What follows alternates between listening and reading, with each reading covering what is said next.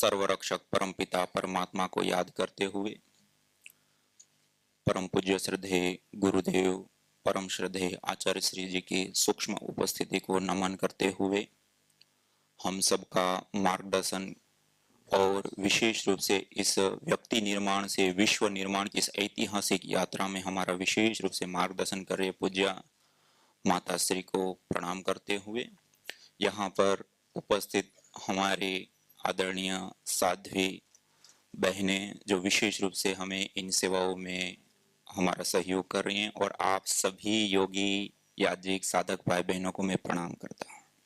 आज यज्ञ के विषय में हवन अग्निहोत्र जो हम करते ही आए हैं, करते ही हैं, उसके विषय में हम थोड़ा सा विस्तार पूर्वक जानते हैं कि यज्ञ क्यों करना चाहिए, करने से क्या लाभ होता है और किस प्रकार से इसके साइंटिफिक प्रमाण भी आज सामने आए हैं, और भी बहुत सारी उससे संबंधित बातें जानेंगे। सबसे प्रथम आप सब यज्ञ करते, यज्ञ कितने प्रकार के होते हैं? हमारे प्राचीन ग्रंथों की दृष्टिकोण से यदि हम देखें तो प्रधान रूप से 21 प्रकार के यज्ञ होते हैं। कितने? 21 प्रकार। हाँ, और उसको फिर विभाजित किया गया है अलग अलग उनके कार्यों के हिसाब से। उसमें 3 कैटेगरी में नित्य यज्ञ, नैमित्तिक यज्ञ और काम्य यज्ञ। कौन कौन से? नैमित्तिक और काम्य। नित्य अर्थात जो प्रतिदिन किए जाने वाला, जैसे आपने बताया ना, कितने यज्ञ बताए? 5। ये हमारे नित्य यज्ञ है। क्या है? महर्षि मनु जी द्वारा प्रोक्त 5 महायज्ञ, जो हमें प्रतिदिन अपने जीवन को और इस सृष्टि को सुंदर बनाने के लिए प्रतिदिन करने होते हैं। जो हमें अपने जीवन को और इस सृष्टि को सुंदर बनाने के लिए हमें प्रतिदिन इन यज्ञों का आचरण करना होता है। ब्रह्म यज्ञ, देव यज्ञ, बलिवेश्वर देव यज्ञ, अतिथि यज्ञ, पितृयज्ञ। इसी प्रकार दूसरा है नैमित्तिक। नैमित्तिक माने किसी निमित्त विशेष से किए जाने वाले यज्ञ। जैसे हम कोई भूमि लेते हैं तो भूमि पूजन के लिए हवन करते हैं, फिर मकान बनाते हैं और वहां पर आवास के लिए जाते हैं तो वास्तु होम आदि करते हैं। शादी विवाह आदि जो हमारे 16 संस्कार होते हैं उसमें भी हम यज्ञ करते हैं। जब नए अन्न उत्पन्न होते हैं उसका सेवन करने से पहले दीपावली पर हम शारदीय नवसत यज्ञ करते हैं। होली होती है तब वासंती नवसत यज्ञ करते हैं। तो ये सारे किसी निमित्त विशेष से प्रवृत्त होकर के किए जाने वाले यज्ञ होते हैं, इसलिए इसको क्या कहा जाता है? नैमित्तिक यज्ञ। और तीसरे हैं काम्य यज्ञ। काम्य यज्ञ जो किसी प्रकार का लक्ष्य, उद्देश्य, कामना, अर्थ को ध्यान में रख करके प्रवृत्त होकर के किए जाने वाले, जैसे श्री कामो यजेत, पुत्र कामो यजेत, स्वर्ग कामो यजेत, या इस प्रकार के जैसे हम आरोग्य के लिए यज्ञ करते हैं, चिकित्सा यज्ञ करते हैं, तो एक हमारी कामना है कि ये रोग हमारा ठीक हो जाए। ये सारे के सारे काम्य यज्ञ कहे जाते हैं। और ये सारे के सारे सात्विक भी हो सकते हैं, राजसिक भी हो सकते हैं और तामसिक भी हो सकते हैं। तो ये तो कुछ आपको यज्ञ के प्रकार के बारे में सामान्य से बताया। अभी जो हम चर्चा करेंगे वो 2 यज्ञ की, एक देव यज्ञ और दूसरा चिकित्सा यज्ञ। कौन कौन सा? देव यज्ञ और चिकित्सा यज्ञ।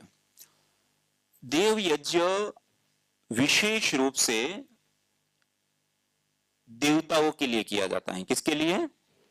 देवता किसको कहते हैं? हर रोज पूजा करते हैं, नहीं करते हैं? किसकी करते हैं? देवता। देवता अर्थात मेरे साथ बोलिए, दानात देवः, जो हमें हमेशा देते हैं। तो हमें कौन देते हैं? वायु देवता प्राण वायु दे रहे, नहीं देता? जल देवता हमें जल प्रदान करते हैं। भूमि हमें अन्न फल फूल साग सब्जी औषधि वनस्पति आदि प्रदान। सूर्य देवता हमें रोशनी प्रकाश प्रदान करते हैं। चंद्र देवता हमें शीतलता आदि प्रदान करते, औषधियों में गुणों को भरते हैं। ऐसे ये अग्नि, वायु, जल, पृथ्वी, आकाश, ये सब हमारे लिए क्या है? क्योंकि इन्हीं 5 तत्वों से ये तन बना है, इन्हीं 5 तत्वों से ये सारी समष्टि बनी हुई है, और इसी के बीच में हमारा संपूर्ण जीवन चल रहा है। तो उनसे हम हर रोज हमेशा क्या कर रहे हैं? ले रहे हैं। हमने उनको वापस क्या लौटाया? कुछ नहीं। हम किसी से कुछ ले और वापस ना दे तो हम क्या हो जाते हैं? ऋणी। तो इसको कहते हैं देव ऋण। क्या कहते हैं? हाँ, एक आपने सुना होगा ना, पितृ ऋण, एक ऋषि ऋण और एक देव ऋण। तो उसमें से ये होता है हमारा देव ऋण। हम देवताओं से ले तो रहे, वापस हमने कुछ लौटा ही नहीं। तो अब उनको हम वापस कुछ लौटाना चाहे तो कैसे लौटा सकते हैं? देव यज्ञ के माध्यम से। इसलिए इसका नाम क्या है? देव यज्ञ। देव यज्ञ से हम वापस लौटाते हैं। अग्नि को हमारे शास्त्रों में, मेरे साथ बोलिए, अग्निर्वै देवानाम मुखम। अग्नि समस्त देवताओं का मुख है। क्या है? समस्त देवताओं का मुख है। अग्नि ही सर्वा देवता। अग्नि के अंदर समस्त देवताओं का वास होता है। इसलिए आप देखिए, भारतवर्ष में अग्नि को एक विशेष महत्व दिया जाता है। और भारत मूल की जितनी भी परंपराएं हैं, या विश्व में जो इतिहासकार जितने भी हुए, उन्होंने जो भी लिखा, उसमें आप देखेंगे तो भारत को मूर्ति पूजक नहीं, अग्नि पूजक कहा जाता है। क्या कहा जाता है? अग्नि पूजक कहा जाता है। और भारत मूल की जितनी भी परंपराएं हैं, उन सब में देखेंगे, चाहे शुभ अशुभ कार्यों से लेकर के ध्यान साधना उपासना की पद्धति प्रक्रियाओं से लेकर सब जगह पर विशेष रूप से अग्नि के माध्यम से होता है। बिना अग्नि की साक्षी से कार्य होते हैं। तो इसलिए अग्नि का एक बहुत बड़ा और विशेष महत्व है। और अग्नि को सत्वगुण प्रधान भी माना गया है। अलग अलग चीजें होती है ना, तो उसमें अग्नि को सत्व रूप तत्व माना गया, सत्वतम तत्व माना गया। कोई भी द्रव्य को छोड़ते हैं तो किधर आता है? अग्नि किधर जाती है? ऊर्ध्वं गच्छन्ति सत्वस्था, मध्ये तिष्ठन्ति राजसा, जघन्य गुणवत्तिस्था, अधो गच्छन्ति तामसा। जो सत्व गुण से प्रधान है वो ऊपर की ओर। और अग्नि के कई गुण होते हैं, और उसमें से एक महत्वपूर्ण विशेष गुण होता है सत्व से युक्त। इसलिए हम सारी उपासना में अग्नि के माध्यम से, और कहते हैं ना उपासना आस उपवेशने, जिसके समीप बैठने से उनके जो गुण हैं वो हमारे में संप्रेषित होते हैं। क्या होते हैं? जैसे अग्नि के पास बैठते हैं तो उसकी उष्मा हमें प्रभावित करती है ना, गर्मी लगती है ना, ताप लगता है। उसी अग्नि के पास अग्नि प्रकाशमान भी है, अग्नि के पास बैठते तो हमें प्रकाशित करती है ना, उजाला देती है ना। ऐसे अग्नि के कई सारे गुण हैं, उसमें से एक प्रधान और विशेष गुण है सत्व गुण। क्या है? और उस अग्नि की सन्निधि में जब हम बैठते हैं, उपासना करते हैं, तो अग्नि का जो सत्व तत्व है वो हमारे तन को, मन को, प्राण को, विचार को, हमारे पर्यावरण को, सबको सत्व से भरता है। इसलिए हम सत्व के माध्यम से उपासना करते हैं। ये जो देवताओं के लिए किए जाने वाली जो पूजा है वो अग्नि में आहुति देकर के होती है। कैसे होती है? अग्नि में आहुति देकर के। और आज हम घर में हर रोज कैसे करते हैं? हर रोज घर में कैसे देवताओं को पूजा करते हैं? बहुत अच्छे अच्छे पकवान बनाएंगे, लड्डू और अच्छी अच्छी चीजें बनाते हैं, भगवान के सामने धरते हैं, और फिर खुद बांट करके। तो हमने देवताओं को खिलाया या खुद ने खाया? देवताओं का मुख क्या है? अग्नि। अग्नि के अंदर यदि हम आहुति देते तो वो किसको पहुंचता? देवताओं का। इसलिए हमें प्रतिदिन पूजा कैसे करनी होती है? अग्नि में आहुति देकर। पूर्व काल में सब लोग ऐसे ही पूजा करते थे। हमें जल्दी चाहिए, शॉर्ट फॉर्म चाहिए, तो यहाँ तो अग्नि की साक्षी है हवन में, हमने एक दीपक जला लिया, अग्नि की साक्षी ले लिया। अच्छा, वहां जड़ी बूटियों का धूपन आदि होता है, तो हमने यहाँ पर धूप बत्ती अगरबत्ती आदि जला लिया, और एक शॉर्ट फॉर्म को हमने अपना लिया, और जो मूल विद्या थी उसको छोड़ दिया। अब ये जो विद्या है वो देवताओं की पूजा की मूल विद्या है, और उससे बहुत सारे लाभ होता है। और मेरे साथ बोलिए, वसो हो पवित्रमसि द्योरसि पृथ्वीरसि मातरिस्वानो धर्मोऽसि परमेण धामना दिंहस्व माह्वार्माते यज्ञपतिम फारसीत। अथर्ववेद के अंदर इस मंत्र के अंदर बताया, वसुः पवित्रमसि द्योरसि पृथ्वीरसि मातरिस्वानो धर्मोऽसि। यह जो यज्ञ है वो पवित्रतम है और सबको पवित्र करने वाला है। पृथ्वी ऋषि, द्यो ऋषि, ये द्युलोक में स्थित होने वाला, द्युलोक को संतुलित करता है, पोषित करता है। पृथ्वी ऋषि, ये पृथ्वी लोक को धारण करता है। मातरिस्वानो धर्मो ऋषि, और ये जो यज्ञ, मातृस्वान कहते हैं वायु को, वायु का शोधन पोषण और संवर्धन करना, मातृस्वान धर्मों से परमेण धामना दृहस्व, जिस स्थान पे ये यज्ञ होते हैं वो परम धाम हो जाते हैं। परमेण धामना दृहस्व माहवार माते यज्ञ पतिम वार्षित है, मनुष्य इस यज्ञ का कभी भी त्याग मत कर। ये बहुत ही विशेष देव यज्ञ कहा जाता है और ये हमारा कर्तव्य है। क्या है?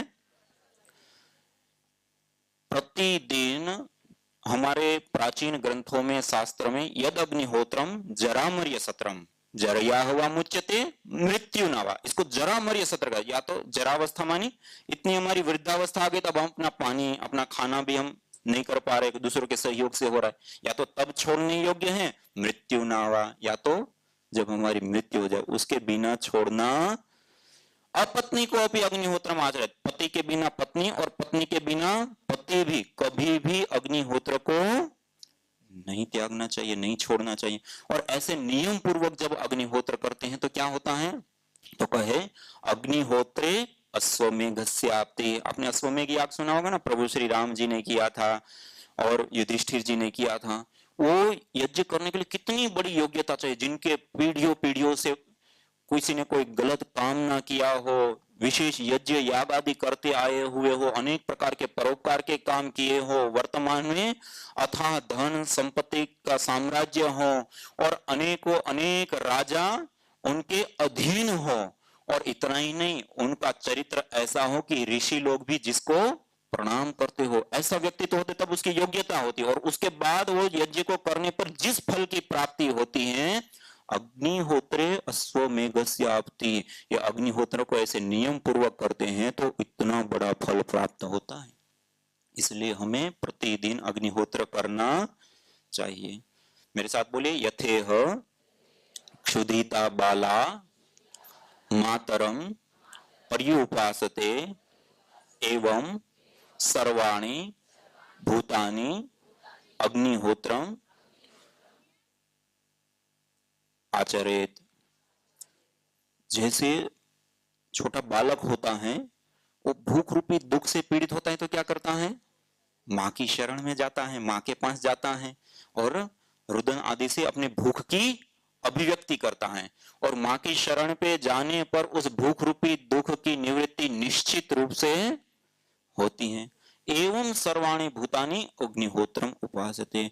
ऐसे ही इस संपूर्ण संसार में अनेक प्रकार के रोग दोष क्लेश कष्ट बाधा पीड़ा अनेक प्रकार की समस्याओं से युक्त मनुष्य यज्ञ की शरण में आकर के मुक्ति को पाते हैं। कितना बड़ा विशेष यज्ञ है। और भी हमारे शास्त्रों में अलग अलग स्थानों पे अलग अलग रूपों में यज्ञ को बहुत विशेष स्थान दिया गया है। अभी आपको थोड़ा सा चिकित्सा के बारे में बताते हैं। देखिए, हम आयुर्वेद को जब पढ़ते हैं तो उसकी दो प्रतिज्ञा है, स्वस्थ से स्वास्थ्य रक्षणम, स्वस्थ व्यक्ति को हमेशा स्वस्थ रखना, ये पहली प्रतिज्ञा। दूसरा है आतुरस्य विकार प्रशमनम, यदि कोई व्यक्ति बीमार हो गया है तो फिर उसको ठीक करना। तो पहले प्रकरण के लिए सदवृत्त करके एक प्रकरण आता है। उस सदवृत्त में स्वस्थ व्यक्ति को हमेशा स्वस्थ रहने के लिए क्या क्या चीजें करनी होती हैं, उसका पूरा डिटेल से वर्णन मिलता है। और उस एक ही प्रकरण के अंदर 4 से 5 बार इस बात को दोहराया गया कि स्वस्थ व्यक्ति को हमेशा स्वस्थ रहने के लिए प्रतिदिन यज्ञ हवन अग्निहोत्र होम करना चाहिए। इतना वजन क्यों दिया? तो उसके पीछे जब रिसर्च हुई परम पूज्य श्रद्धेय गुरुदेव परम पूज्य श्रद्धेय आचार्य श्री महाराज के मार्गदर्शन में पतंजलि रिसर्च फाउंडेशन में, तो उसमें कई सारी चीजें सामने आई। देखिए, हम जिस जीवन को जी रहे हैं उसको सुचारू रूप से चलाने के लिए हमें शक्ति की आवश्यकता होती है। किसकी आवश्यकता होती है? उस शक्ति को प्राप्त करने के लिए हम क्या करते हैं? आहार लेते हैं ना। वो आहार हम कितने रूपों में लेते हैं? 3 रूपों में। कितने रूपों में लेते हैं? ठोस, द्रव और गैस। ये 3 रूपों में धरती पर द्रव्य पाए जाते हैं और इन तीनों ही रूपों में हम आहार, ठोस रूप में रोटी दाल चावल आदि चीजें लेते हैं, द्रव रूप में पानी दूध जूस छाछ आदि चीजें लेते हैं, और गैस फॉर्म में प्राण वायु हम लेते हैं। ये 3 रूपों में आहार लेते हैं, नहीं लेते हैं, और इससे हमें क्या मिलती है? शक्ति, और उससे हमारा जीवन चलता है। अब ये जो 3 रूपों में हम आहार लेते हैं, उसमें सबसे ज्यादा आहार कौन सा लेते हैं? ठोस रूप आहार रोटी दाल चावल कितनी बार लेते हैं? 2 बार, 3 बार 24 घंटे के अंदर। द्रव रूप आहार पानी दूध जूस आदि कितनी बार लेते हैं?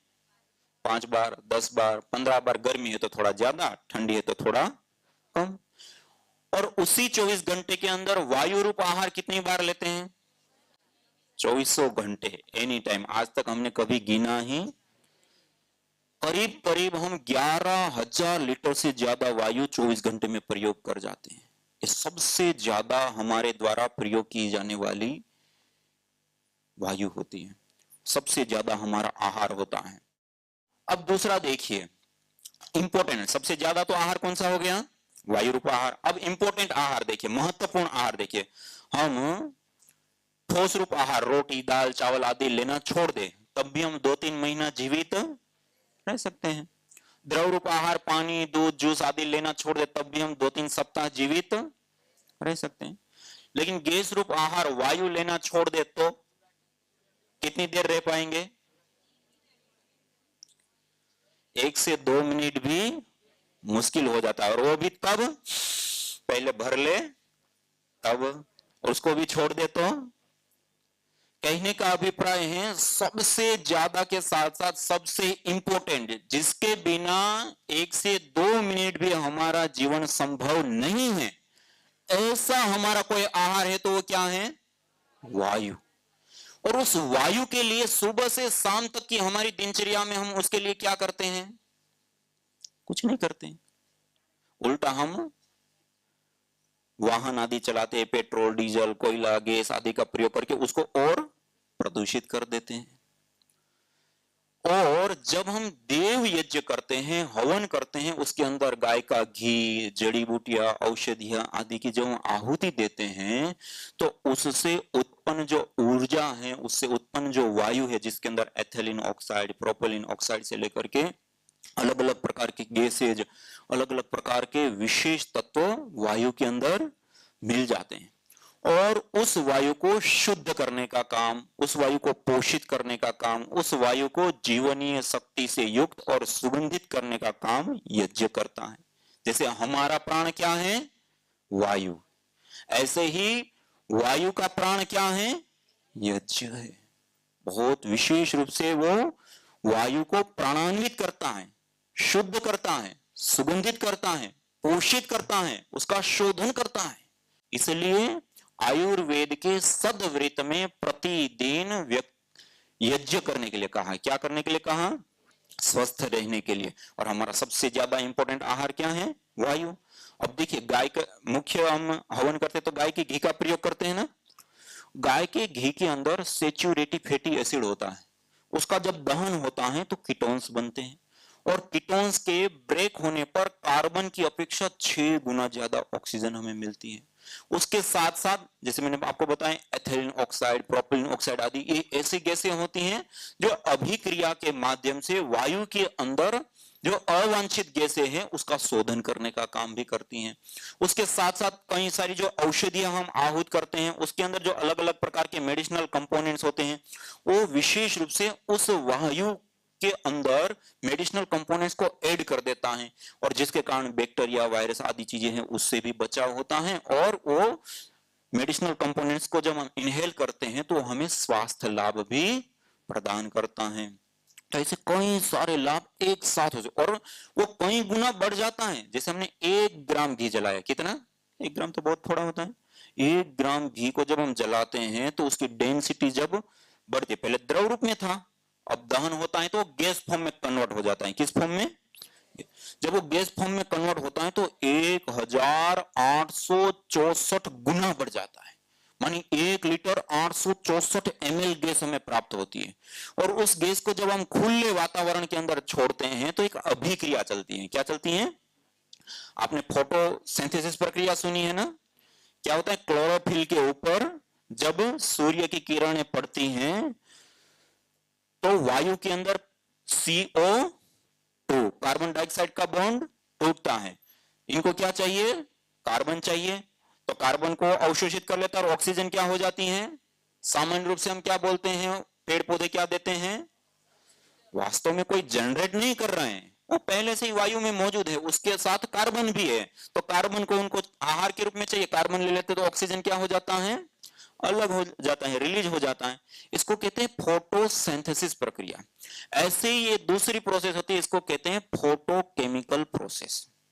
इसमें गैस गैस जब आपस में मिलती हैं, एक निश्चित टेम्परेचर मिलता है, तो उसके बॉन्ड्स टूटते हैं, बनते हैं, टूटते हैं, बनते हैं, जिसके परिणाम स्वरूप, जिसको हम हानिकारक गैसें कहते हैं, जिनको पोल्यूटेंट गैसें कहते हैं, SOx, NOx, CFC से लेकर के अलग अलग, उसको वो न्यूट्रलाइज करता है, खत्म करता है, दूर करता है, इसलिए वायु का शोधन होता है।